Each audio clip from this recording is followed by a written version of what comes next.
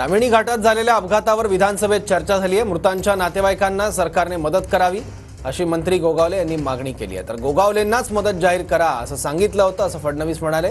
गोगावले अजून मंत्र्यांच्या कोर्टमध्ये आलेले नाहीत असं फडणवीस यांनी म्हटलंय। राज्य सरकारकडून मृतांच्या नातेवाईकांना 5 लाखांची मदत केली जाणार आहे। 9:30 वाजता माझ्या मतदारसंघातील माणगाव तालुक्यामध्ये बसचा अपघात झाला आणि त्यामध्ये 5 लोकांचा मृत्यू झाला आहे, 27 लोक जखमी झाले। तर तो पण माझ्याकडे झाला, तो लोक तुमच्याकडनं आले।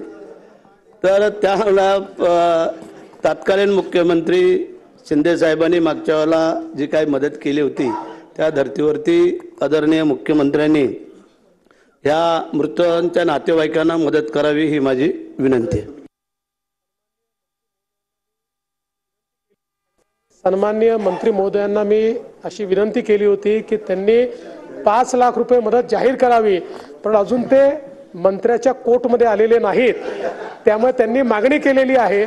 त्यामुळे त्यांनी मागणी केलेली असल्यामुळे ही ट्रॅव्हल्सची बस आहे, एसटीची नाही आहे, ट्रॅव्हल्सची बस आहे। पण ते महत्त्वाचंच आहे, ट्रॅव्हलची बस आहे, पण जरूर त्याही संदर्भात लक्ष दिलं जाईल आणि 5 लाख रुपये जे काही आहेत मृत त्यांच्या परिवाराला दिले जातील।